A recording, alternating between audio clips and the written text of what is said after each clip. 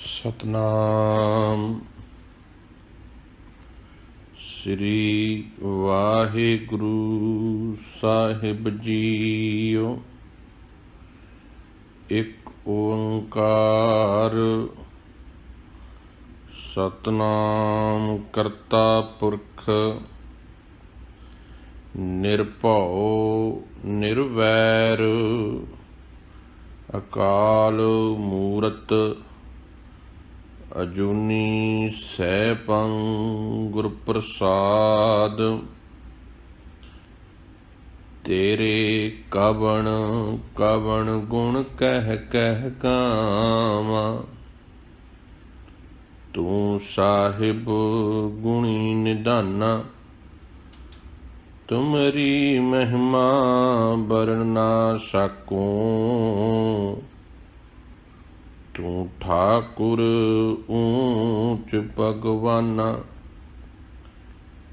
जेता समुंद सागर नीर भरिया, तेते अवगुण हमारे। दया करो किश मेहर उपाओ,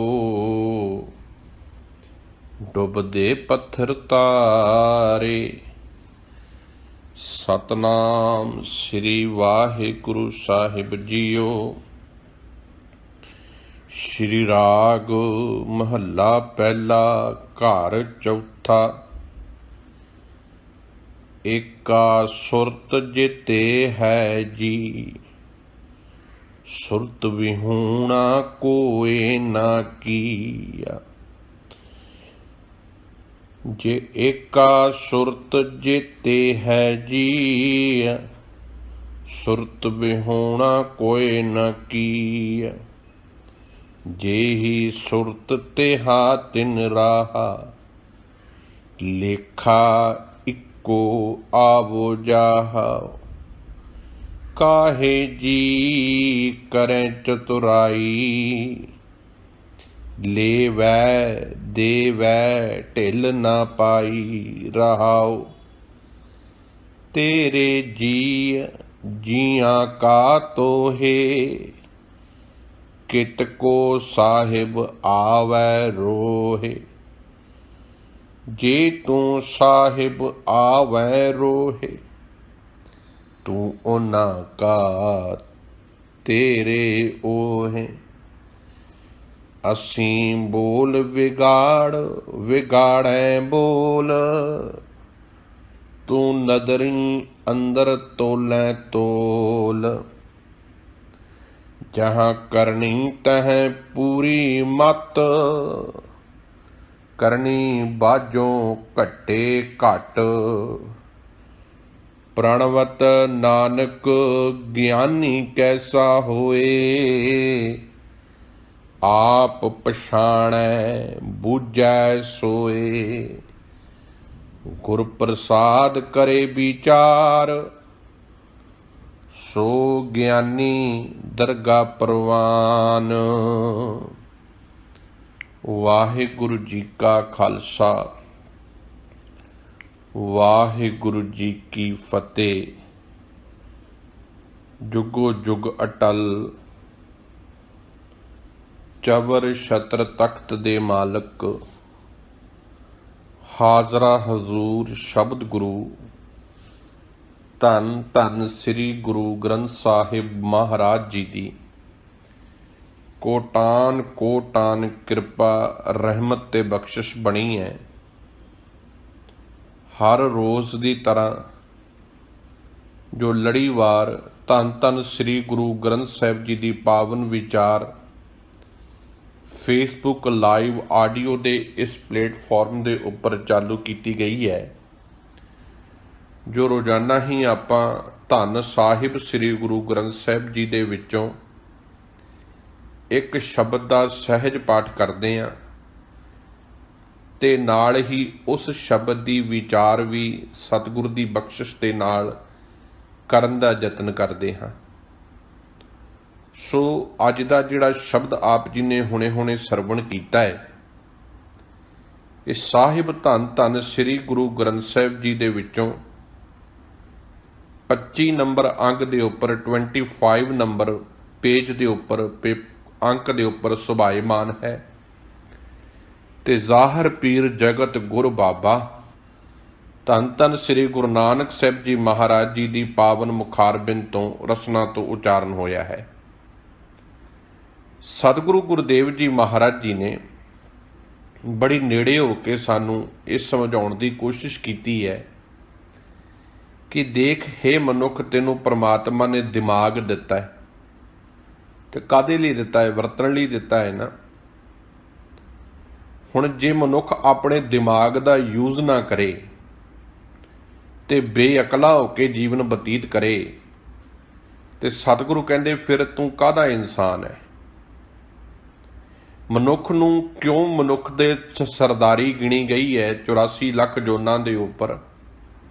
ਕਿਉਂਕਿ ਮਨੁੱਖ ਦੇ ਕੋਲ ਸੁਰਤ ਹੈ, ਮਨੁੱਖ ਦੇ ਕੋਲ ਸੋਚ ਹੈ, ਮਨੁੱਖ ਦੇ ਕੋਲ ਚੰਗੇ ਮੰਦੇ ਦੀ ਪਰਖ ਹੈ, ਪਰ ਮਨੁੱਖ ਜਾਣ ਬੁੱਝ ਕੇ ਮਾੜੇ ਕਰਮ ਕਰ ਰਿਹਾ ਹੈ।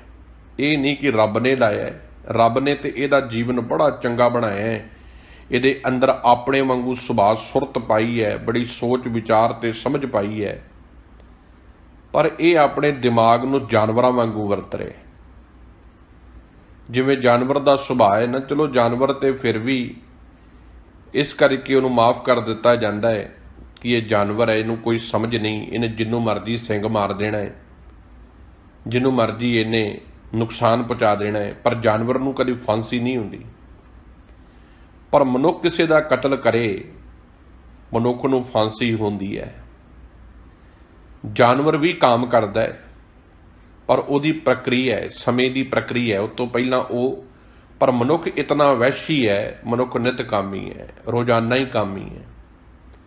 ਅੱਖਾਂ ਦੇ ਵਿੱਚ ਮੈਲ ਭਰੀ ਪਈ ਹੈ, ਸੁਰਤ ਵਿੱਚ ਮੈਲ ਭਰੀ ਪਈ ਹੈ, ਦਿਮਾਗ ਗੰਦਾ ਹੋਇਆ ਪਿਆ ਹੈ।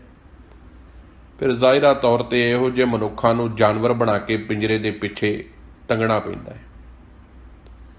ਐਸੇ ਮਨੁੱਖ ਜੁਰਮਾਨੇ ਬਣ ਜਾਂਦੇ ਨੇ ਤੇ ਉਹਨਾਂ ਜਾਨਵਰਾਂ ਨੂੰ ਫਿਰ ਪਿੰਜਰੇ ਦੇ ਪਿੱਛੇ ਸੁੱਟਿਆ ਜਾਂਦਾ ਹੈ, ਜੇਲ੍ਹਾਂ ਦੇ ਵਿੱਚ ਬੰਦ ਕੀਤਾ ਜਾਂਦਾ ਹੈ ਵੀ ਇਹ ਤੋਂ ਸਮਾਜ ਨੂੰ ਖਤਰਾ ਹੈ ਕਿਉਂਕਿ ਇਹ ਜਾਨਵਰ ਆਉਣ। ਜਦ ਤੱਕ ਮਨੁੱਖ ਆਪਣੀ ਸੁਰਤ ਦੇ ਪੜਾਵਾਂ ਦੇ ਵਿੱਚ ਸੱਚ ਦੇ ਰਸਤੇ ਤੇ ਤੁਰਦਾ ਹੈ, ਦੇਵਤਾ ਬਣ ਜਾਂਦਾ ਹੈ। ਸੋ ਜਿਹੜਾ ਅੱਜ ਦਾ ਸ਼ਬਦ ਹੈ ਨਾ, ਗੁਰੂ ਨਾਨਕ ਸਾਹਿਬ ਜੀ ਨੇ ਇਸੇ ਬਾਬਤ ਗਿਆਨ ਦੇਣ ਦੀ ਕੋਸ਼ਿਸ਼ ਕੀਤੀ ਹੈ ਕਿ ਮਨੁੱਖ ਨੂੰ ਇਹ ਸਮਝ ਪਵੇ ਕਿ ਤੂੰ ਜਾਨਵਰਾਂ ਨਾਲੋਂ ਉੱਚਾ ਹੈ, ਤੂੰ ਜਾਨਵਰਾਂ ਵਰਗੇ ਕਰਮ ਨਹੀਂ ਕਰਨ ਆਇਆ। ਇਹ ਨਹੀਂ ਕਿ ਹੁਣ ਬ੍ਰਾਂਡਡ ਕੱਪੜੇ ਪਾ ਲਏ ਨੇ, ਸੂਟ ਬੂਟ ਪਾ ਲਿਆ ਹੈ, ਵਧੀਆ ਬੂਟ ਪਾ ਲਏ ਨੇ, ਰੋਲੈਕਸ ਦੀ ਘੜੀ ਹੱਥ 'ਤੇ ਲਾ ਲਈ ਹੈ, ਵਧੀਆ ਰੇਬਨ ਦੀਆਂ ਐਨਕਾਂ, ਆਪਣੇ ਆਪ ਨੂੰ ਬੜਾ ਖੂਬਸੂਰਤ ਸਮਝਦਾ ਹੋਇਆ ਮਟਕ ਮਟਕ ਕੇ ਤੁਰਦਾ ਹੈ। ਸਤਿਗੁਰੂ ਕਹਿੰਦੇ ਇਹ ਤੇ ਬਾਹਰੋਂ ਪਾਏ ਹੋਏ ਕੱਪੜੇ ਨੇ, ਅੰਦਰ ਤੇਰੇ ਕੀ ਹੈ? ਹੁਣ ਕਿਸੇ ਡਸਟਬਿਨ ਦੇ ਉੱਪਰ, ਕੋਈ ਡਸਟਬਿਨ ਹੈ ਗੰਦ ਦਾ ਭਰਿਆ ਹੋਇਆ ਹੈ, ਉਹਦੇ ਬਾਹਰ ਕੋਈ ਬੜੇ ਸੋਹਣੇ ਸੋਹਣੇ ਕੱਪੜੇ ਪਹਿਨਾ ਦੇਵੇ, ਵਧੀਆ ਉਹਨੂੰ ਬਾਹਰੋਂ ਲਿਸ਼ਕਾ ਦੇਵੇ, ਪੁਸ਼ਕਾ ਦੇਵੇ, ਪਰ ਜਦੋਂ ਢੱਕਣ ਚੁੱਕ ਕੇ ਵੇਖਿਆ ਜਾਵੇਗਾ ਅੰਦਰ ਬਦਬੂ ਆਵੇਗੀ। ਮਨੁੱਖ ਨੇ ਵੀ ਐਵੇਂ ਹੀ ਕੀਤਾ ਹੈ। ਮਨੁੱਖ ਨੇ ਆਪਣੇ ਮਨ ਨੂੰ ਨਹੀਂ ਨਿਰਮਲ ਕੀਤਾ, ਬਾਹਰ ਦੀ ਸੂਰਤ ਨੂੰ ਸਵਾਰਨ ਦੇ ਉੱਤੇ ਆਪਣਾ ਸਮਾਂ ਖਰਚਿਆ। ਮਹਿੰਗੇ ਤੋਂ ਮਹਿੰਗੇ ਕੱਪੜੇ, ਮਹਿੰਗੇ ਤੋਂ ਮਹਿੰਗੀਆਂ ਗੱਡੀਆਂ ਰੱਖ ਕੇ ਸੋਚਦਾ ਸ਼ਾਇਦ ਇਹਦੇ ਨਾਲ ਮੇਰੀ ਪਰਸਨੈਲਿਟੀ ਬੜੀ ਵਧੀਆ ਲੱਗੂਗੀ। ਪਰ ਸਤਿਗੁਰੂ ਕਹਿੰਦੇ ਜਿੱਦਣ ਇਹ ਮੂੰਹ ਰੂਪੀ ਢੱਕਣ ਖੁੱਲ੍ਹਣਾ ਨਾ, ਅੰਦਰ ਬੈਠੀ ਤੇਰੀ ਗੰਦਗੀ ਨੇ ਬਾਹਰ ਨਿਕਲ ਆਉਣਾ ਹੈ, ਬਾਹਰ ਨਿਕਲ ਆਉਣਾ ਹੈ। ਤੇ ਚੇਤਾ ਰੱਖੀ ਉਸ ਗੰਦਗੀ ਦੇ ਆਧਾਰ 'ਤੇ ਤੇਰੀ ਇੱਜ਼ਤ, ਤੇਰਾ ਮਾਨ ਸਨਮਾਨ ਹੋਣਾ ਹੈ। ਜੇ ਤੇਰੇ ਅੰਦਰ ਚੰਗੇ ਗੁਣ ਹੋਣਗੇ ਲੋਕੀ ਤੇਰੀ ਰਿਸਪੈਕਟ ਕਰਨਗੇ, ਤੇ ਜੇ ਤੇਰੇ ਅੰਦਰ ਗੰਦਗੀ ਹੋਊਗੀ ਤੇ ਤੈਨੂੰ ਢੀਮਾਂ ਤੇ ਪੱਥਰ ਮਾਰਨਗੇ ਹੀ ਨਾ।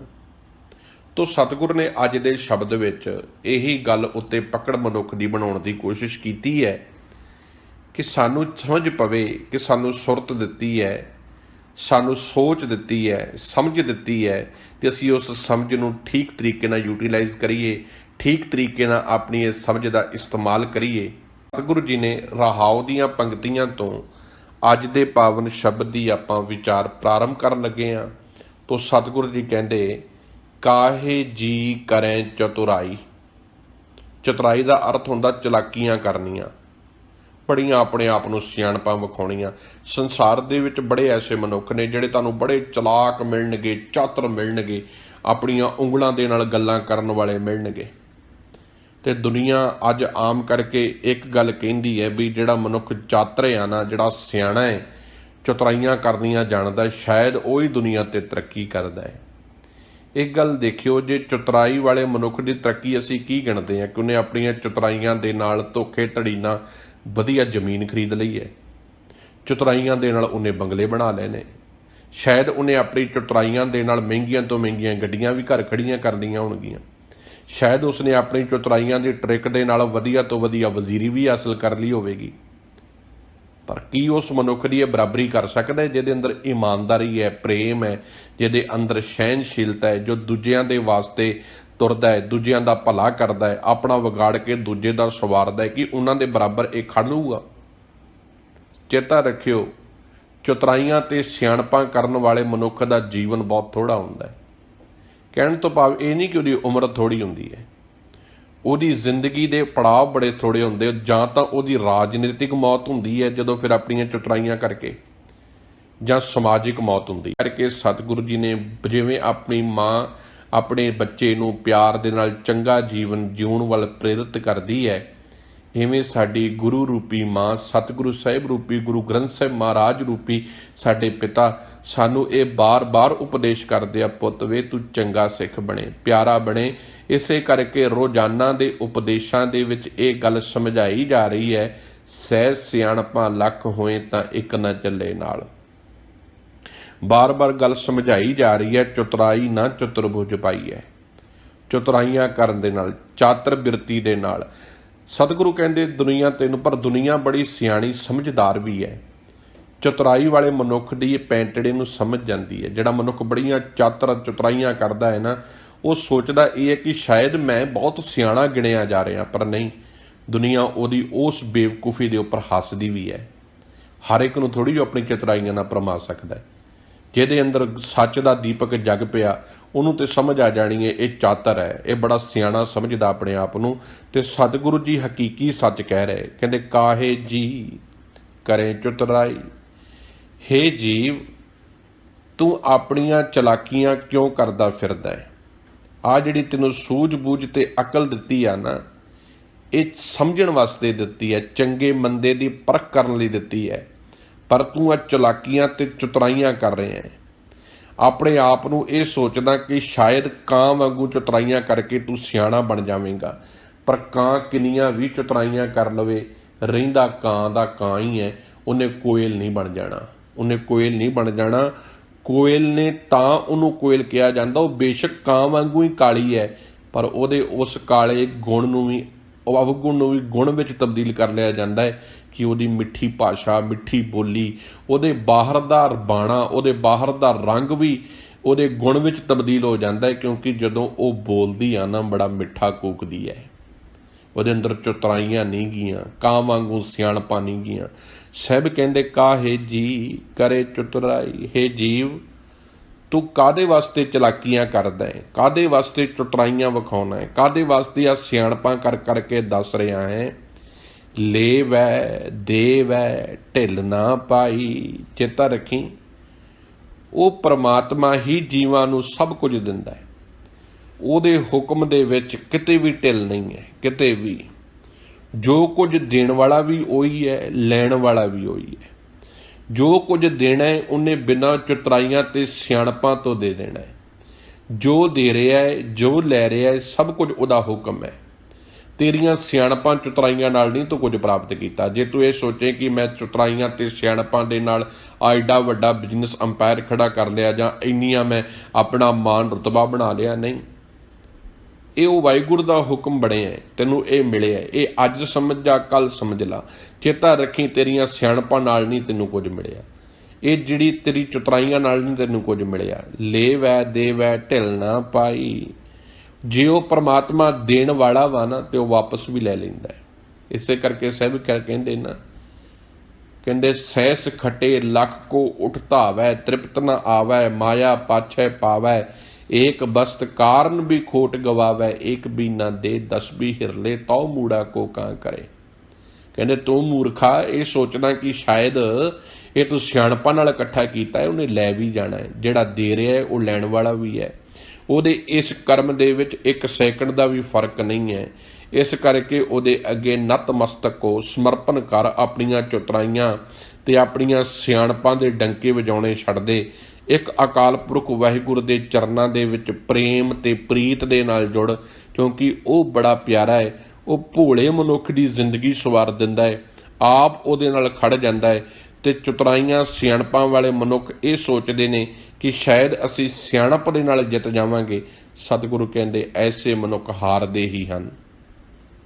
ਹੁਣ ਪਹਿਲਾ ਬੰਦ ਹੈ ਪਾਵਨ ਸ਼ਬਦ ਦਾ, ਏਕਾ ਸੁਰਤ ਜੇਤੇ ਹੈ ਜੀ। ਸਤਿਗੁਰੂ ਗੁਰਦੇਵ ਕਹਿੰਦੇ ਪਰਮਾਤਮਾ ਨੇ ਜਦੋਂ ਮਨੁੱਖ ਦੇ ਅੰਦਰ ਸੁਰਤ ਦਾ ਟਿਕਾਵ ਕੀਤਾ ਨਾ, ਉਹਨੇ ਘੱਟ ਵੱਧ ਨਹੀਂ ਕਿਸੇ 'ਚ ਪਾਈ। ਇਹ ਨਹੀਂ ਕਿ ਉਹਦੇ ਵਿੱਚ ਕਿਸੇ 'ਚ ਘੱਟ ਪਾਤੀ ਹੈ ਤੇ ਕਿਸੇ 'ਚ ਜ਼ਿਆਦਾ ਪਾ ਦਿੱਤੀ ਹੈ, ਕਿਉਂਕਿ ਜਿਹੜੀ ਪਕੜ ਮੇਰੇ ਸਮਝ ਵਿੱਚ ਹੈ, ਮੈਂ ਹੁਣ ਇੱਕ ਪਾਗਲ ਮਨੁੱਖ ਨੂੰ, ਜਿਹੜਾ ਮਨੁੱਖ ਬਚਪਨ ਤੋਂ ਆਪਾਂ ਇੱਕ ਗੱਲ ਕਹਿੰਦੇ ਹਾਂ ਮੰਦ ਬੁੱਧੀ, ਆਪਾਂ ਕਹਿੰਦੇ ਮੰਦ ਬੁੱਧੀ ਹੈ। ਮੰਦ ਬੁੱਧੀ ਦੀ ਭਾਵਨਾ ਉਹਦੀ ਸੋਚ ਦੇ, ਉਹਦੇ ਖਿਆਲਾਂ ਦੇ ਜਿਹੜੇ ਹੈਗੇ ਨੇ, ਜਿਹੜੇ ਉਡਾਰੀਆਂ ਨੇ, ਉਹ ਹੋਰ ਤਰੀਕੇ ਦੀਆਂ। ਉਹ ਮੈਨੂੰ ਤਾਂ ਮੰਦ ਬੁੱਧੀ ਲੱਗ ਰਿਹਾ ਕਿਉਂਕਿ ਮੈਂ ਆਪਣੇ ਆਪ ਨੂੰ ਬੜਾ ਸਿਆਣਾ ਤੇ ਚਾਤਰ ਸਮਝ ਰਿਹਾ, ਤੇ ਮੈਨੂੰ ਉਹਦੀਆਂ ਹਰਕਤਾਂ ਇੰਜ ਲੱਗ ਰਹੀਆਂ ਜਿਵੇਂ ਨਾ ਕਿ ਵੀ ਉਹ ਬੜਾ ਮੰਦ ਬੁੱਧੀ ਹੈ। ਪਰ ਸਤਿਗੁਰੂ ਗੁਰਦੇਵ ਮਹਾਰਾਜ ਕਹਿੰਦੇ ਪ੍ਰਮਾਤਮਾ ਨੇ ਨਹੀਂ ਕਿਸੇ ਵਿੱਚ ਸੁਰਤ ਦੀ ਕਮੀ ਪਾਈ।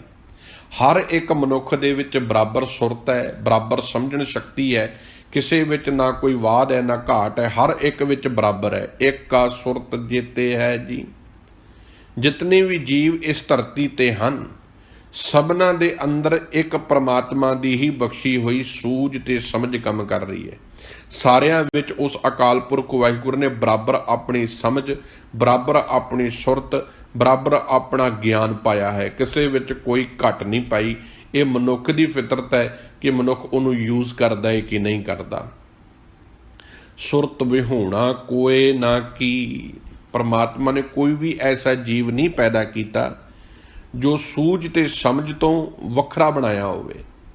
ਹਰ ਇੱਕ ਵਿੱਚ ਸਮਝ ਪਾਈ ਹੈ, ਹਰ ਇੱਕ ਵਿੱਚ ਸੂਝ ਪਾਈ ਹੈ, ਹਰ ਇੱਕ ਵਿੱਚ ਉਹਨੂੰ ਸਮਝ ਹੈ, ਉਹਦੇ ਅੰਦਰ ਸੈਂਸ ਪਾਏ ਨੇ, ਉਹਨੂੰ ਪਹਿਚਾਨਣ ਦੀ ਸ਼ਕਤੀ ਦਿੱਤੀ ਹੈ, ਹੱਥਾਂ ਦੇ ਸਪਰਸ਼ ਸ਼ਕਤੀ ਦਿੱਤੀ ਹੈ।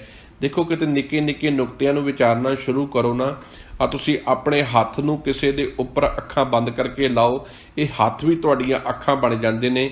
ਇਹ ਸਪਰਸ਼ ਦੇ ਨਾਲ ਦੱਸ ਦਿੰਦੇ ਨੇ ਕਿ ਇੱਥੇ ਆਹ ਚੀਜ਼ ਕਰੜੀ ਹੈ, ਇਹ ਕੋਮਲ ਹੈ, ਇਹ ਸਪਰਸ਼ ਨਾਲ ਦੱਸ ਦਿੰਦੇ ਨੇ। ਸਤਿਗੁਰੂ ਪ੍ਰਮਾਤਮਾ ਵਾਹਿਗੁਰੂ ਅਕਾਲ ਪੁਰਖ ਨੇ ਇਸ ਮਨੁੱਖ ਦੇ ਵਿੱਚ ਇਤਨੀਆਂ ਬਰਕਤਾਂ ਪਾਈਆਂ ਨੇ, ਇਹ ਸ਼ਕਤੀਆਂ ਹੀ ਨੇ ਮਨੁੱਖ ਦੇ ਵਿੱਚ ਕਿ ਮਨੁੱਖ ਸੁੰਘ ਕੇ ਦੱਸ ਦਿੰਦਾ ਹੈ ਕਾਹਦੀ ਖੁਸ਼ਬੂ ਹੈ, ਮਨੁੱਖ ਹੱਥਾਂ ਨਾਲ ਦੱਸ ਦਿੰਦਾ ਹੈ। ਜਾਨਵਰ ਨੂੰ ਕੋਈ ਖੁਸ਼ਬੂ, ਕਿਸੇ ਗੰਦਗੀ ਨਾਲ ਕੋਈ ਮਤਲਬ ਨਹੀਂ।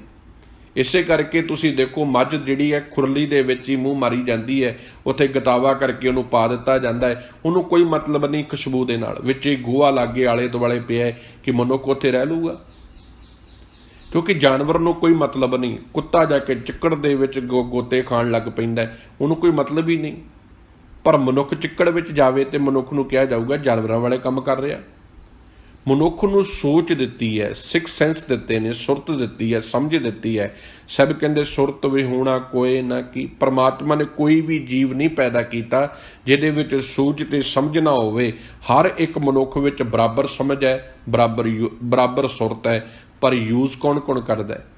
ਜੇ ਹੀ ਸੁਰਤ ਤੇਹਾ ਤਿਨ ਰਾਹ। ਸਭ ਕਹਿੰਦੇ ਦਰਅਸਲ ਪਤਾ ਗੱਲ ਕੀ ਹੈ, ਜਿਹੋ ਜਿਹਾ ਇਹ ਮਨੁੱਖ ਆਪਣਾ ਦਿਮਾਗ ਚਲਾਉਂਦਾ ਨਾ, ਉਹੋ ਜਿਹੇ ਰਸਤੇ ਲੱਭਣ ਲੱਗ ਪੈਂਦਾ। ਜਿਹੋ ਜਿਹੀਆਂ ਇਹਦੇ ਅੰਦਰ ਸੋਚਾਂ ਤੇ ਵਿਚਾਰ ਜਨਮ ਲੈਂਦੀ ਹੈ। ਸੰਗਤ ਦਾ ਬੜਾ ਅਸਰ ਹੁੰਦਾ ਜੇ, ਬਹੁਤ ਅਸਰ ਹੁੰਦਾ ਜੇ। ਜਿਸ ਮਨੁੱਖ ਦੀ ਸੰਗਤ ਚੋਰਾਂ ਦੇ ਨਾਲ ਹੈ, ਉਹਦੇ ਅੰਦਰ ਚੋਰਾਂ ਦੇ ਖਿਆਲ ਪੈਦਾ ਹੋਣ ਲੱਗ ਪੈਣੇ ਨੇ। ਉਹਨੇ ਉਹੋ ਜਿਹੇ ਵਿਚਾਰ, ਜਿਹੋ ਜਿਹੇ ਮਨੁੱਖ ਦੇ ਅੰਦਰ ਵਿਚਾਰ ਜਨਮ ਲੈ ਰਹੇ ਨੇ, ਮਨੁੱਖ ਉਹੋ ਜਿਹੇ ਬੰਨੇ ਤੁਰ ਪਿਆ। ਹੁਣ ਤੁਸੀਂ ਦੇਖੋ, ਇੱਕ ਮਨੁੱਖ ਪਲਾਨ ਬਣਾ ਰਿਹਾ ਕਿ ਮੈਂ ਕਿਸੇ ਦੇ ਘਰੋਂ ਧਨ ਕਿਵੇਂ ਲੁੱਟਣਾ ਹੈ। ਹੁਣ ਉਹਦੀ ਸਾਰੀ ਜਿਹੜੀ ਐਨਰਜੀ ਹੈ, ਸਾਰੀ ਦੀ ਸਾਰੀ ਜਿਹੜੀ ਉਹਦੀ ਸੋਚ ਹੈ, ਜਿੰਨੇ ਉਹਦੇ ਗਿਆਨ ਇੰਦਰੇ ਤੇ ਕਰਮ ਇੰਦਰੇ ਨੇ, ਸਾਰੇ ਉਧਰ ਵੱਲ ਨੂੰ ਹੀ ਵਰਕ ਕਰ ਰਹੇ ਨੇ ਕਿ ਵੀ ਕਿਵੇਂ ਮੈਂ ਆਪਣੇ ਆਪ ਨੂੰ ਲੁਕਾਉਣਾ ਵੀ ਹੈ, ਆਪਣੇ ਆਪ ਨੂੰ ਬਚਾਉਣਾ ਵੀ ਹੈ, ਤੇ ਮੈਂ ਫੜਿਆ ਵੀ ਨਾ ਜਾਵਾਂ। ਇੱਕ ਮਨੁੱਖ ਨੋਰਮਲੀ ਜਾ ਰਿਹਾ, ਜਿਹਨੇ ਕੋਈ ਚੋਰੀ ਨਹੀਂ ਕਰਨੀ, ਜਿਹਦੇ ਮਨ ਵਿੱਚ ਕੋਈ ਐਬ ਨਹੀਂ ਹੈ, ਉਹਦੀ ਬੋਡੀ ਲੈਂਗੁਏਜ ਦੇਖੋ, ਉਹਨੂੰ ਕੋਈ ਪਰਵਾਹ ਹੀ ਨਹੀਂ, ਉਹ ਚੁੱਪ ਕਰਕੇ ਲੰਘ ਗਿਆ ਉਹਦੀ, ਕਿਉਂਕਿ ਉਹਦੇ ਅੰਦਰ ਮੈਲ ਨਹੀਂ ਹੈ, ਉਹਦੇ ਅੰਦਰ ਉਹ ਚੋਰੀ ਉਹ ਕਰਨ ਦੀ ਮਨ ਵਿੱਚ ਕੋਈ ਭਾਵਨਾ ਨਹੀਂ ਹੈ। ਇਸੇ ਕਰਕੇ ਜਿਹੜੀ ਉਹਦੀ ਬੋਡੀ ਲੈਂਗੁਏਜ ਹੈ ਉਹਦੇ ਵਿੱਚ ਕੋਈ ਫਰਕ ਨਹੀਂ ਹੈ। ਸਤਿਗੁਰੂ ਗੁਰਦੇਵ ਮਹਾਰਾਜ ਕਹਿੰਦੇ ਜਿਹਾ ਸੁਰਤ ਤੇਹਾ ਤਿਨਰਾ, ਜਿਹੋ ਜੀ ਇਹ ਮਨੁੱਖ ਆਪਣੇ ਅੰਦਰ ਸੁਰਤ ਨੂੰ ਬੜਾਵਾ ਦਿੰਦਾ ਹੈ, ਜਿਹੋ ਜੀ ਸੋਚ ਆਪਣੇ ਅੰਦਰ ਪੈਦਾ ਕਰਦਾ ਹੈ, ਉਧਰ ਨੂੰ ਇਹ ਆਪਣੇ ਰਸਤੇ ਬਣਾ ਲੈਂਦਾ ਹੈ। ਪਰਮਾਤਮਾ ਨੇ ਕਿਸੇ ਨੂੰ ਚੋਰ ਨਹੀਂ ਬਣਾਇਆ, ਚੇਤਾ ਰੱਖਿਓ। ਪਰਮਾਤਮਾ ਨੇ ਕਿਸੇ ਨੂੰ ਬਲਾਤਕਾਰੀ ਨਹੀਂ ਬਣਾਇਆ। ਜੇ ਅਸੀਂ ਇਹ ਕਵਾਂਗੇ ਨਾ ਪਰਮਾਤਮਾ ਸੁਰਤ ਦਿੰਦਾ ਹੈ, ਫਿਰ ਤੇ ਬਲਾਤਕਾਰ ਕਰਨ ਵਾਲਾ ਬਲਾਤਕਾਰੀ ਨਿਰਦੋਸ਼ ਹੈ, ਫਿਰ ਉਹਨੂੰ ਤੇ ਸਜ਼ਾ ਦੇਣੀ ਨਹੀਂ ਚਾਹੀਦੀ। ਕਤਲ ਕਰਨ ਵਾਲਾ ਕਾਤਲ ਫਿਰ ਨਿਰਦੋਸ਼ ਹੈ, ਉਹਨੂੰ ਤੇ ਕੋਈ ਸਜ਼ਾ ਦੇਣੀ ਨਹੀਂ ਚਾਹੀਦੀ। ਨਸ਼ੇ ਕਰਨ ਵਾਲਾ ਮਨੁੱਖ ਨਿਰਦੋਸ਼ ਹੈ, ਫਿਰ ਇੰਨੇ ਨਸ਼ਾ ਛਡਾਊ ਕੈਂਪ ਲਾਉਣ ਦੀ ਕੀ ਲੋੜ ਹੈ? ਤੇ ਰੱਬ ਨੇ ਆਰੇ ਲਾਇਆ, ਨਸ਼ੇ ਲਾਉਣ ਵਾਲੇ ਬੰਨੇ ਸ਼ਰਾਬ ਪੀ ਰਿਹਾ, ਰੱਬ ਨੇ ਆਰੇ ਲਾਇਆ, ਫਿਰ ਤੇ ਗੱਲ ਹੀ ਮੁੱਕ ਜਾਂਦੀ ਹੈ। ਫਿਰ ਤੇ ਆ ਕਾਨੂੰਨ ਦੀਆਂ ਜਿਹੜੀਆਂ ਦੁਕਾਨਾਂ ਨੇ ਇਹ ਬੰਦ ਕਰ ਦੇਣੀਆਂ ਚਾਹੀਦੀਆਂ ਨੇ, ਡਾਕਟਰਾਂ ਦੇ ਹਸਪੀਟਲ ਬੰਦ ਕਰ ਦੇਣੇ ਚਾਹੀਦੇ ਨੇ। ਕਿਉਂਕਿ ਜੇ ਸਭ ਕੁਝ ਹੀ ਰੱਬ ਨੇ ਹੀ ਆਰੇ ਲਾਇਆ, ਰੱਬ ਨੇ ਤੇ ਇਹਨੂੰ ਚੰਗੀ ਸੋਚ ਦਿੱਤੀ ਹੈ, ਚੰਗਾ ਜੀਵਨ ਦਿੱਤਾ ਹੈ, ਪਰ ਇਹਨੇ ਉਹਦੇ ਵਿੱਚ ਗੰਦਗੀ ਆਪ ਸੁੱਟ ਕੇ ਪਾਈ। ਕਿਸੇ ਮਨੁੱਖ ਨੂੰ ਮਾਂ ਪਿਤਾ ਨੇ ਕੀ ਕੀਤਾ? ਉਹਨੂੰ ਘਰ ਬਣਾ ਕੇ ਦੇ ਦਿੱਤਾ, ਭਾਈ ਆਹ ਤੈਨੂੰ ਮੈਂ ਘਰ ਬਣਾ ਦਿੱਤਾ, ਮਹਿੰਗਾ ਘਰ। ਹੁਣ ਉਹਦੇ ਵਿੱਚ ਰਹਿਣ ਵਾਲਾ ਜਿਹੜਾ ਬੱਚਾ ਸੀ, ਉਹਦੀ ਸੁਰਤ ਦੇ ਵਿੱਚ, ਉਹਦੇ ਦਿਮਾਗ ਦੇ ਵਿੱਚ ਗੰਦਗੀ ਸੀ। ਉਹਨੇ ਜੋ ਬਾਹਰ ਦਾ ਗੰਦ ਲਿਆ ਕੇ ਘਰ ਸੁੱਟਣਾ ਸ਼ੁਰੂ ਕਰ ਦਿੱਤਾ। ਹੁਣ ਘਰ ਤੇ ਬੜਾ ਖੂਬਸੂਰਤ ਬਣਿਆ ਸੀ, ਬੜਾ ਮਹਿੰਗਾ ਬਣਿਆ ਸੀ, ਪਰ ਉਹਦੇ ਵਿੱਚ ਸੁੱਟਿਆ ਕੀ ਗਿਆ ਹੈ? ਉਹਦੇ ਵਿੱਚ ਪਾਇਆ ਕੀ ਗਿਆ? ਇੱਕ ਮਨੁੱਖ ਨੂੰ ਘਰ ਦਿੱਤਾ ਹੈ ਕੱਚਾ, ਪਰ ਉਹਨੇ ਆਪਣੇ ਅੰਦਰ ਦੀ ਖੂਬਸੂਰਤੀ ਨਾਲ ਉਸ ਘਰ ਦੇ ਅੰਦਰ ਵੀ ਇੰਨੀ ਖੂਬਸੂਰਤੀ ਬਣਾ ਲਈ ਹੈ। ਮਿੱਟੀ ਦੇ ਘਰ ਨੂੰ ਵੀ ਉਹਨੇ ਐਨ ਬੜੇ ਤਰੀਕੇ ਨਾਲ ਲਾ ਕੇ ਚੀਜ਼ਾਂ ਜਿੰਨੀਆਂ ਕੁ ਉਹਦੇ ਘਰ ਸੀ ਉਹਨੇ ਉਹਦੇ ਵਿੱਚ ਵੀ ਖੂਬਸੂਰਤੀ ਬਣਾ ਲਈ ਹੈ। ਉੱਥੇ ਵੀ ਜਾ ਕੇ ਸ਼ਾਂਤੀ ਮਿਲ ਰਹੀ ਹੈ। ਗੱਲ ਇਹ ਕਿ ਮਨੁੱਖ ਦੀ ਦਿਮਾਗ ਤੇ ਮਨੁੱਖ ਦੇ ਖਿਆਲਾਤ ਕਿੱਧਰ ਨੂੰ ਤੁਰ। ਸੁਰਤ ਤੇਹਾ ਤਿਨਰਾ, ਲੇਖਾ ਇੱਕੋ ਆਵੋ ਜਾਹ।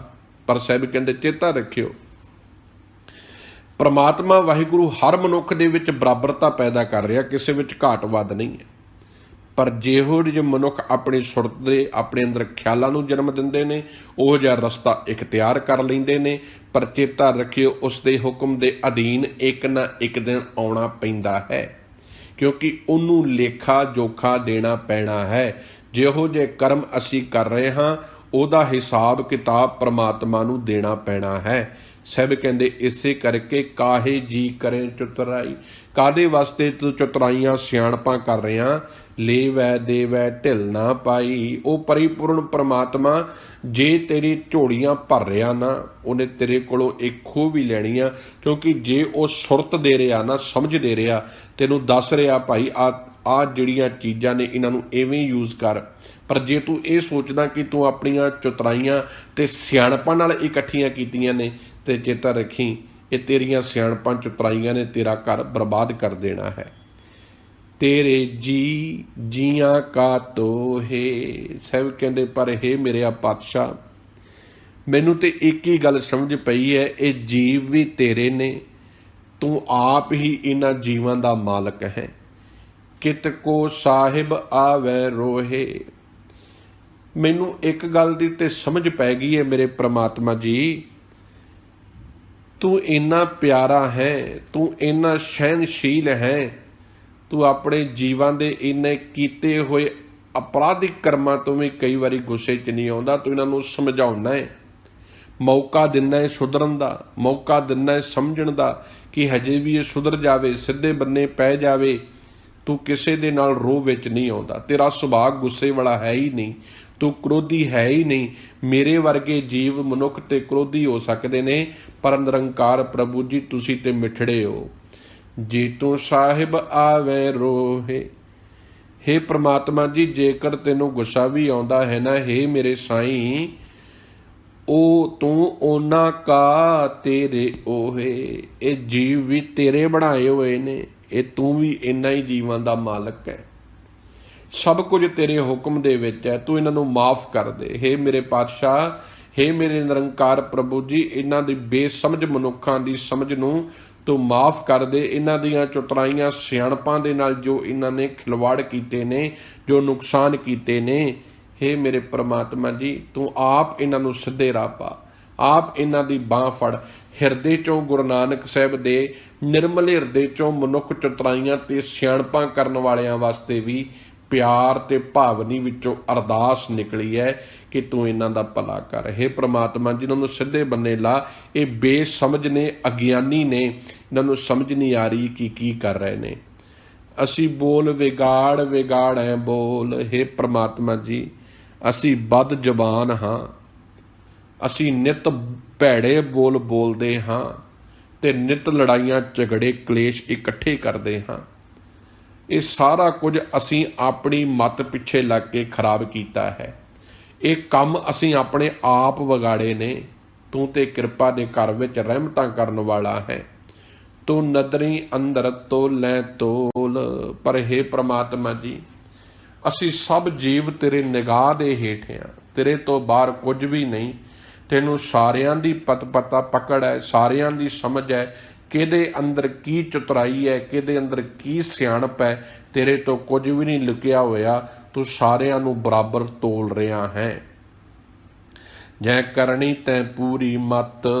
ਸਾਹਿਬ ਕਹਿੰਦੇ, ਜਿੱਥੇ ਤੂੰ ਆਪ ਕਿਰਪਾ ਕਰ ਦਵੇਂ, ਜਿਸ ਸੁਰਤ ਵਿੱਚ ਤੇਰਾ ਪਿਆਰ ਘਰ ਘਰ ਜਾਵੇ, ਜਿਸ ਸੁਰਤ ਵਿੱਚ ਤੇਰੇ ਭਗਤੀ ਕਰ ਕਰ ਜਾਵੇ, ਉਹ ਸੁਰਤ ਨੇਕ ਬਣ ਜਾਂਦੀ ਹੈ। ਉਹ ਸਮਝ ਨੇਕ ਬਣ ਜਾਂਦੀ ਹੈ। ਉਹ ਮਨੁੱਖ ਦਾ ਸੁਭਾਅ ਨੇਕ ਬਣ ਜਾਂਦਾ ਹੈ, ਪਵਿੱਤਰਤਾ ਵਾਲਾ ਬਣ ਜਾਂਦਾ ਹੈ, ਭਲੇ ਕਰਨ ਵਾਲਾ ਬਣ ਜਾਂਦਾ ਹੈ। ਜੋ ਤੇਰੇ ਕੋਲੋਂ ਪੂਰੀ ਸਮਝ ਤੇ ਪੂਰੀ ਮੱਤ ਲੈ ਲੈਂਦਾ ਹੈ, ਉਹ ਆਪਣੀ ਮੱਤ ਦੇ ਨਾਲ ਮਾਨਵਤਾ ਦਾ ਭਲਾ ਕਰਦਾ ਹੈ, ਕਿਉਂਕਿ ਉਸ ਮੱਤ ਵਿੱਚ ਤੇਰੇ ਗਿਆਨ ਦਾ ਪ੍ਰਗਾਸ ਹੋ ਜਾਂਦਾ ਹੈ ਤੇ ਉਸ ਮੱਤ ਨੇਕੀ ਦੇ ਰਸਤੇ ਤੇ ਤੁਰ ਪੈਂਦੀ ਹੈ, ਕਿਉਂਕਿ ਉਹ ਮੱਤ ਗੁਰੂ ਦੇ ਦੱਸੇ ਰਾਹ ਤੇ ਚੱਲ ਕੇ ਆਪਣੇ ਜੀਵਨ ਵਿੱਚ ਉੱਚੀ ਸੁੱਚੀ ਕਰਨੀ ਬਣਾਉਣ ਲੱਗ ਪੈਂਦੀ ਹੈ। ਤੇ ਐਸੀ ਮੱਤ ਦਾ ਧਾਰਨੀ ਮਨੁੱਖ ਆਪਣੇ ਅੰਦਰ ਚੰਗੇ ਵਿਚਾਰਾਂ ਨੂੰ ਜਨਮ ਦਿੰਦਾ ਹੈ ਤੇ ਚੰਗੇ ਵਿਚਾਰਾਂ ਦੇ ਪਿੱਛੇ ਲੱਗ ਕੇ ਭਲਾ ਕਰਦਾ ਹੈ। ਕਰਨੀ ਬਾਝੋਂ ਘੱਟੇ ਘੱਟ। ਪਰ ਹੇ ਪ੍ਰਮਾਤਮਾ ਜੀ, ਜੇ ਮਨੁੱਖ ਦੀ ਕਰਨੀ ਚੰਗੀ ਨਹੀਂ, ਆਚਰਨ ਚੰਗਾ ਨਹੀਂ, ਭਾਵੇਂ ਕਿੰਨੀਆਂ ਵੀ ਸਿਆਣਪਾਂ ਕਰ ਕਰਕੇ ਵਿਖਾਵੇ, ਕਿੰਨੇ ਵੀ ਮਿੱਠੜੇ ਬੋਲ ਬੋਲ ਕੇ ਵਿਖਾਵੇ, ਪਰ ਜੇ ਉਹਦੇ ਕਰਮਾਂ ਦੇ ਵਿੱਚ ਬੇਈਮਾਨੀ ਆ ਨਾ, ਜੇ ਉਹਦੇ ਕਰਮ ਮਾੜੇ ਨੇ, ਭਾਵ ਕੰਮ ਜਿਹੜੇ ਉਹ ਕਰ ਰਿਹਾ। ਹੁਣ ਮਨੁੱਖ ਮੂੰਹ ਤੋਂ ਤੇ ਕਹਿ ਰਿਹਾ ਮੈਂ ਬੜਾ ਭਗਤ ਹਾਂ, ਤੇ ਕੰਮ ਉਹਦੇ ਜੁਆਰੀਆਂ ਵਾਲੇ, ਬਲਾਤਕਾਰੀਆਂ ਵਾਲੇ। ਤੇ ਐਸੇ ਮਨੁੱਖ ਦੀ ਇਹ ਗੱਲ ਹੈ ਕਿ ਜੇ ਜੋ ਬੋਲ ਰਿਹਾ ਹੈ ਉਹ ਕਰ ਨਹੀਂ ਰਿਹਾ, ਮੁੱਖ ਤੋਂ ਧਰਮ ਦੀਆਂ ਵੱਡੇ ਵੱਡੇ ਦਾਅਵੇ ਕਰ ਰਿਹਾ ਹੈ, ਜੀਵਨ ਦਾ ਕਿਰਦਾਰ ਬਹੁਤ ਛੋਟਾ ਹੈ, ਕਿਰਦਾਰ ਵਿੱਚ ਮੈਲ ਹੈ। ਤੇ ਸਤਿਗੁਰੂ ਕਹਿੰਦੇ ਸਮਝ ਲਓ ਇਹ ਤੇ ਸਿਰਫ ਘਟੇ ਘਾਟੀ ਹੈ, ਸਿਰ ਵਿੱਚ ਘੱਟਾ ਪਾਉਣ ਬਰਾਬਰ ਹੈ। ਜਿਹੜਾ ਮਨੁੱਖ ਇਹ ਸੋਚਦਾ ਹੈ ਕਿ ਕੇਵਲ ਮੂੰਹ ਤੋਂ ਬੋਲ ਕੇ ਹੀ ਪ੍ਰਮਾਤਮਾ ਖੁਸ਼ ਹੋਵੇਗਾ, ਨਹੀਂ, ਕਰਨੀ ਤੇ ਕਥਨੀ ਦਾ ਸੂਰਮਾ ਵੀ ਬਣਨਾ ਪਵੇਗਾ। ਪ੍ਰਣਵਤ ਨਾਨਕ ਗਿਆਨੀ ਕੈਸਾ ਹੋਏ। ਹੁਣ ਆਖਰੀ ਪੰਕਤੀ ਹੈ ਤੇ ਸਾਹਿਬ ਜੀ ਸਵਾਲ ਕਰਦੇ, ਹੇ ਮੇਰਿਆ ਪਾਤਸ਼ਾਹ, ਹੇ ਮੇਰਿਆ ਅਕਾਲ ਪੁਰਖ ਵਾਹਿਗੁਰੂ ਜੀ, ਤੁਸੀਂ ਦੱਸੋ ਗਿਆਨੀ ਕਿਹੋ ਜਿਹਾ ਹੋਣਾ ਚਾਹੀਦਾ ਹੈ? ਗਿਆਨੀ ਕਿਹਨੂੰ ਕਿਹਾ ਗਿਆ? ਅੱਜ ਤੇ ਅਸੀਂ ਜਿਹੜੇ ਗੁਰਦੁਆਰਾ ਸਾਹਿਬ ਦੇ ਵਿੱਚ ਭਾਈ ਸਾਹਿਬ ਲੱਗੇ ਨੇ, ਅਸੀਂ ਉਹਨਾਂ ਨੂੰ ਤੁਰੰਤ ਕਹਿ ਦਿੰਦੇ ਆ ਗਿਆਨੀ ਜੀ, ਤੁਰੰਤ ਕਹਿੰਦੇ ਆ। ਪਰ ਸਤਿਗੁਰੂ ਗੁਰਦੇਵ ਜੀ ਮਹਾਰਾਜ ਕਹਿੰਦੇ ਗਿਆਨੀ ਕਿਹਾ ਕਿਹਨੂੰ ਗਿਆ ਹੈ? ਹੇ ਕਹਿ ਕੀ ਚਿੰਨ੍ਹ ਨੇ, ਕਿਹੜੇ ਨਿਸ਼ਾਨੀਆਂ ਨੇ ਇੱਕ ਪੂਰਨ ਗਿਆਨੀ ਦੀਆਂ? ਤੇ ਸਾਹਿਬ ਜੀ ਜਵਾਬ ਦਿੰਦੇ, ਆਪ ਪਛਾਣੈ ਬੁੱਝੈ ਸੋਏ। ਕਮਾਲ ਦੇ ਬਚਨ ਨੇ। ਜੋ ਪ੍ਰਥਮੇ ਮਨ ਪ੍ਰਬੋਧੇ ਆਪਣੇ ਵਾਲੀ ਕਸਵੱਟੀ ਤੇ ਤੁਰੇ, ਜੋ ਪਹਿਲਾਂ ਆਪਣੇ ਆਪੇ ਦੀ ਪਹਿਚਾਣ ਕਰੇ ਕਿ ਮੈਂ ਕੌਣ ਆ, ਮੇਰਾ ਜੀਵਨ ਕੀ ਹੈ। ਹੰਕਾਰ, ਲੋਭ, ਲਾਲਚ ਜੀਵਨ ਵਿੱਚੋਂ ਛੱਡ ਦੇਵੇ, ਆਪਣੇ ਅੰਦਰ ਦੀ ਸਵੈ ਪੜਚੋਲ ਕਰੇ, ਆਪ ਪਛਾਣੈ, ਆਪਣੇ ਆਪ ਦੀ, ਆਪਣੇ ਅਸਲੇ ਦੀ, ਆਪਣੇ ਨਿਰੰਕਾਰ ਦੀ ਪਹਿਚਾਣ ਕਰੇ। ਬੁੱਝੈ ਸੋਏ, ਤੇ ਉਸ ਨੂੰ ਸਮਝ ਆ ਜਾਂਦੀ ਹੈ। ਪ੍ਰਮਾਤਮਾ ਜੀ ਫਿਰ ਅਕਲ ਦੇ ਦਾਤੇ, ਸਮਝ ਦੇ ਦਾਤੇ ਵਾਹਿਗੁਰੂ ਜੀ ਉਹਦੇ ਅੰਦਰ ਚੰਗੀ ਸੋਚ, ਚੰਗੀ ਸਮਝ ਪਾ ਦਿੰਦੇ ਨੇ। ਉਹ ਆਪਣੀ ਸੋਚ ਤੇ ਸਮਝ ਦੇ ਨਾਲ ਮਾਨਵਤਾ ਦੇ ਭਲੇ ਵਾਸਤੇ ਯਤਨਸ਼ੀਲ ਹੋ ਜਾਂਦਾ ਹੈ। ਆਖਰੀਆਂ ਪੰਕਤੀਆਂ, ਗੁਰ ਪ੍ਰਸਾਦ ਕਰੈ ਵਿਚਾਰ। ਗੁਰੂ ਦੀ ਕਿਰਪਾ ਦੇ ਨਾਲ, ਗੁਰੂ ਜੀ ਦੇ ਗਿਆਨ ਦੇ ਨਾਲ ਆਪਣੇ ਆਪ ਦੀ ਵਿਚਾਰ ਕਰਦਾ ਹੈ। ਆਪਾਂ ਸਾਰੇ ਰਲ ਮਿਲ ਕੇ ਨਾ ਜਦੋਂ ਰੋਜ਼ਾਨਾ ਇੱਕ ਸ਼ਬਦ ਨੂੰ ਪੜ੍ਹਦੇ ਹਾਂ, ਨਾਲ ਵਿਚਾਰ ਕਰਦੇ ਹਾਂ, ਇਹ ਆਪਾਂ ਆਪਣੇ ਆਪੇ ਦੀ ਵਿਚਾਰ ਕਰ ਰਹੇ ਹਾਂ ਕਿ ਅਸੀਂ ਆਪਣੇ ਜੀਵਨ ਦੇ ਵਿੱਚ ਕਿਵੇਂ ਸੱਚ ਲਿਆਉਣਾ ਹੈ, ਕਿਵੇਂ ਅਸੀਂ ਚੰਗੇ ਕੰਮ ਕਰਨੇ ਨੇ, ਕਿਵੇਂ ਅਸੀਂ ਮਾਨਵਤਾ ਦੇ ਭਲੇ ਵੱਲ ਤੁਰਨਾ ਹੈ। ਇਹ ਆਪਾਂ ਰਲ ਮਿਲ ਕੇ ਆਪਣੀ ਸਵੈ ਪੜਚੋਲ ਕਰ ਰਹੇ ਹਾਂ। ਧੰਨ ਗੁਰੂ ਗ੍ਰੰਥ ਸਾਹਿਬ ਦੇ ਰਾਹੀਂ ਰੋਜ਼ਾਨਾ ਇੱਕ ਸ਼ਬਦ ਦੇ ਰਾਹੀਂ ਆਪਣੇ ਜੀਵਨ ਨੂੰ ਸਵਾਰਨ ਦਾ ਯਤਨ ਕਰ ਰਹੇ ਹਾਂ। ਗੁਰਪ੍ਰਸਾਦ ਕਰੇ ਵਿਚਾਰ, ਕਹਿੰਦੇ ਜਿਹੜਾ ਗੁਰੂ ਦੀ ਕਿਰਪਾ ਦੇ ਨਾਲ, ਧੰਨ ਸਤਿਗੁਰੂ ਦੇ ਉਪਦੇਸ਼ਾਂ ਦੇ ਨਾਲ ਆਪਣੇ ਆਪ ਦੀ ਵਿਚਾਰ ਕਰੇ, ਦੂਜੇ ਦੇ ਅਵਗੁਣ ਕੱਢਣ ਦੀ ਬਜਾਏ ਆਪਣੇ ਅਵਗੁਣਾਂ ਨੂੰ ਤਰਾਸ਼ੇ, ਆਪਣੇ ਅੰਦਰ ਪ੍ਰਮਾਤਮਾ ਦੇ ਗੁਣਾਂ ਨੂੰ ਗ੍ਰਹਿਣ ਕਰੇ, ਸੋ ਗਿਆਨੀ ਦਰਗਹਿ ਪ੍ਰਵਾਨ। ਸਭ ਕਹਿੰਦੇ ਚੇਤਾ ਰੱਖਿਓ, ਐਸਾ ਗਿਆਨਵਾਨ ਮਨੁੱਖ ਹੀ ਅਕਾਲ ਪੁਰਖ ਦੇ ਘਰ ਵਿੱਚ ਪ੍ਰਵਾਨ ਹੋ ਸਕਦਾ ਹੈ, ਜੋ ਆਪਣੇ ਜੀਵਨ ਵਿੱਚ ਸਿਆਣਪਾਂ, ਚਤੁਰਾਈਆਂ, ਲੋਭ, ਲਾਲਚ, ਧੋਖਾ, ਬੇਈਮਾਨੀ ਛੱਡ ਕੇ ਇੱਕ ਅਕਾਲ ਪੁਰਖ ਨੂੰ ਆਪਣੇ ਆਪ ਨੂੰ ਸਮਰਪਣ ਕਰ ਦੇਵੇ, ਉਹਦੀ ਰਜ਼ਾ ਤੇ ਭਾਣੇ ਵਿੱਚ ਤੁਰਨਾ ਸ਼ੁਰੂ ਕਰੇ ਤੇ ਡੁੱਬਿਆਂ ਹੋਇਆਂ ਨੂੰ ਆਪ ਬਾਂਹ ਫੜ ਕੇ ਬਾਹਰ ਕੱਢੇ। ਪਰਮਾਤਮਾ ਵਾਹਿਗੁਰੂ ਨੇ ਜੋ ਗਿਆਨ ਤੇ ਸਮਝ ਦਿੱਤੀ ਹੈ, ਉਹਨੂੰ ਨਾਲ ਲੈ ਕੇ ਮਾਨਵਤਾ ਦੇ ਭਲੇ ਵਿੱਚ ਤੁਰ ਪਵੇ। ਤੋ ਐਸਾ ਮਨੁੱਖ ਜਿੱਥੇ ਆਪਣੇ ਆਪ ਨੂੰ ਸਵਾਰਦਾ ਹੈ, ਉੱਥੇ ਆਪਣਾ ਆਲਾ ਦੁਆਲਾ, ਆਪਣਾ ਮਹੱਲਾ, ਆਪਣਾ ਕਸਬਾ ਸਭ ਸਵਾਰਦਾ ਹੈ। ਸੋ ਗੁਰੂ ਪਿਆਰਿਓ, ਰੋਜ਼ਾਨਾ ਦੇ ਵਾਂਗੂ ਅੱਜ ਵੀ ਆਪਾਂ ਸ਼੍ਰੀ ਰਾਗ ਦੇ ਲੜੀਵਾਰ ਜਿਹੜੀ ਵਿਚਾਰ ਪ੍ਰਾਰੰਭ ਕੀਤੀ ਹੋਈ ਹੈ, ਉਹਦੇ ਅੱਜ ਦੇ 30 ਨੰਬਰ ਸ਼ਬਦ ਦੀ ਵਿਚਾਰ ਕੀਤੀ ਹੈ, ਜਿਹਦੇ ਵਿੱਚ ਸੱਚੇ ਪਾਤਸ਼ਾਹ ਨੇ ਬੜੇ ਪਿਆਰ ਦੇ ਨਾਲ ਸਾਨੂੰ ਅਕਲੀ ਸਾਹਿਬ ਸੇਵੀ ਹੈ, ਅਕਲੀ ਪਾਈਐ ਮਾਣ, ਅਕਲੀ ਪੜ੍ਹ ਕੇ ਬੁੱਝੀਐ, ਅਕਲੀ ਕੀਜੈ ਦਾਨ ਦਾ ਸਬਕ ਸਿਖਾਇਆ ਹੈ। ਆ ਜਿਹੜੀ ਦਿਮਾਗ ਦੇ ਵਿੱਚ, ਜਿਹੜੀ ਸਿਰ ਦੇ ਵਿੱਚ ਦਿਮਾਗ ਦਿੱਤਾ ਵਾ ਨਾ, ਆ ਮੱਥਾ ਟੇਕਣ ਦਾ ਆਪਣੇ ਗੁਰਦੁਆਰੇ ਆਪਾਂ ਜਾਂਦੇ ਹਾਂ, ਜਾ ਕੇ ਸਤਿਗੁਰ ਦੇ ਚਰਨਾਂ ਵਿੱਚ ਨਤਮਸਤਕ ਮੱਥਾ ਟੇਕਦੇ ਹਾਂ। ਇਹਦਾ ਭਾਵ ਪਤਾ ਕੀ ਹੈ? ਇਹ ਪਾਤਸ਼ਾਹ ਜੀ, ਜਿਹੜੀ ਮੇਰੇ ਮੱਥੇ ਵਿੱਚ ਬੈਠੀ ਮੱਤ ਆ ਨਾ, ਇਹ ਮੈਂ ਤੇਰੇ ਚਰਨਾਂ 'ਚ ਰੱਖ ਦਿੱਤੀ ਹੈ, ਕਿਉਂਕਿ ਇਹ ਮਾਤੀ ਸਾਰੇ ਪਵਾੜੇ ਦੀ ਜੜ ਹੈ। ਜਿਹੋ ਜਿਹੇ ਇਹਦੇ ਵਿੱਚ ਖਿਆਲ ਪੈਦਾ ਹੁੰਦੇ ਨੇ, ਉਧਰ ਨੂੰ ਮੈਨੂੰ ਤੋੜ ਲੈਂਦੀ ਹੈ। ਇਸ ਮੱਤ ਨੂੰ ਮੈਂ ਤੇਰੇ ਹਵਾਲੇ ਕਰਨਾ ਚਾਹੁੰਦਾ, ਤਾਂ ਕਿ ਮੇਰੀ ਮੱਤ ਗੁਰੂ ਦੇ ਗਿਆਨ ਤੇ ਗੁਰੂ ਕੇ ਉਪਦੇਸ਼ ਨੂੰ ਸਮਝਣ ਲੱਗ ਪਵੇ ਤੇ ਮੇਰੇ ਮਨ ਤੇ ਮੇਰੇ ਸਰੀਰ ਨੂੰ ਚੰਗੇ ਵਾਲੇ ਬੰਨੇ ਇਹ ਲੈ ਕੇ ਮੇਰੀ ਮੱਤ ਤੁਰ ਪਵੇ। ਤੋ ਇਸ ਕਰਕੇ ਗੁਰੂ ਦੀ ਮੱਤ ਲੈਣੀ ਹੈ। ਗੁਰੂ ਜੀ ਕਿਰਪਾ ਕਰਨ। ਬਹੁਤ ਬਹੁਤ ਧੰਨਵਾਦ ਆਪ ਸਾਰਿਆਂ ਦਾ। ਸਾਹਿਬ ਜੀ ਕਿਰਪਾ ਕਰਨ। ਬੇਅੰਤ ਭੁੱਲਾਂ ਗਲਤੀਆਂ ਗੁਰਬਾਣੀ ਵਿਚਾਰ ਕਰਦਿਆਂ ਹੋਈਆਂ ਆਪ ਗੁਰੂ ਪਿਆਰੀ ਸੰਗਤ ਬਖਸ਼ ਲੈਣਾ ਜੀ। ਫਤਿਹ ਦੀ ਸਾਂਝ ਬਖਸ਼ੋ ਜੀ। ਵਾਹਿਗੁਰੂ ਜੀ ਕਾ ਖਾਲਸਾ, ਵਾਹਿਗੁਰੂ ਜੀ ਕੀ ਫਤਿਹ।